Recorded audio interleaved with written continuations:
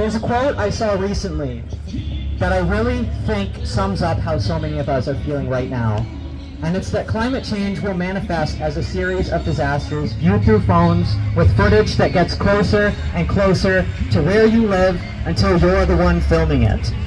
That's quickly becoming our reality, and it will quickly become our new normal if we do not change course immediately. But that very same day, while the skies were literally yellow, filled with thick smoke, and those of us who have the privilege to do so stayed inside for our health, Doug Ford and Prime Minister Mark Carney were in town hawking war machines over at General Dynamics. Just to further illustrate the depravity of not only the federal and provincial governments, but of capitalism itself, Indigenous communities have been displaced on stolen land by fires caused in large part by this never-ending consumption of fossil fuels and the rapid escalation of militarism around the world. And instead of offering support for those affected by the consequences of our government's actions, Carney and Ford double down on destruction.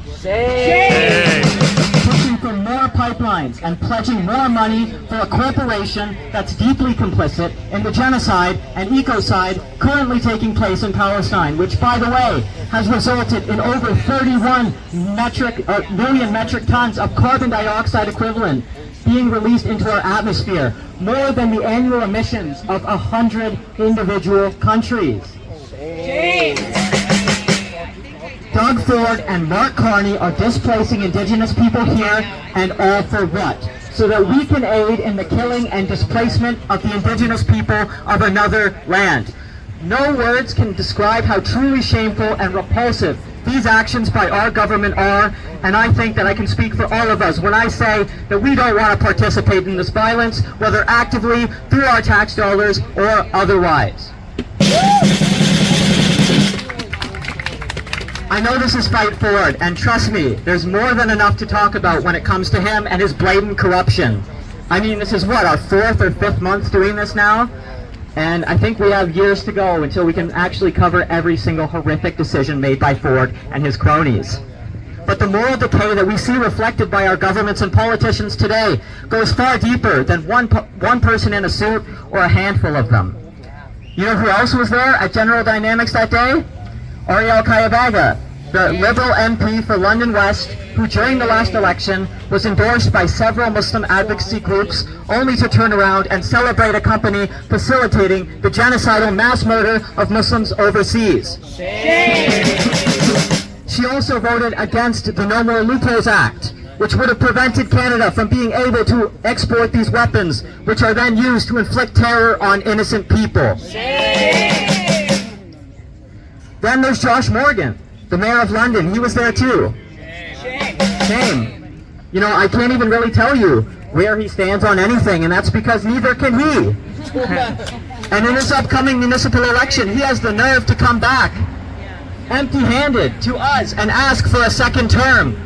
And I ask, what has he done for the people of London? Nothing. Nothing. Absolutely nothing. Politicians don't even have the decency to stab us in the back anymore. They look us in the eyes, give us that signature fake smile, and shake our hands while stabbing us right in the stomach and telling us that if we just vote for them one more time, they'll take that knife out, but it never happens. And that brings me to my personal favorite. Peter Fragiskatos was there too. Or as I like to call him, Peter Fragile-Skatos, as I'm sure we all remember the time that a bottle of ketchup left him in fear for his life.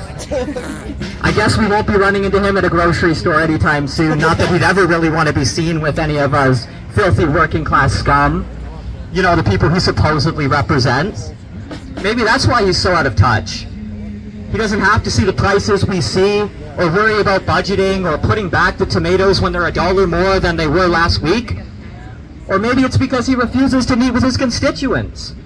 I say, no justice, no peace. I say these people don't deserve to be left alone when they show up in our community, take their meaningless photo ops, then go back to acting against our interests. We need to hold them accountable, and it's clear that simply waiting to do it at the ballot box isn't enough.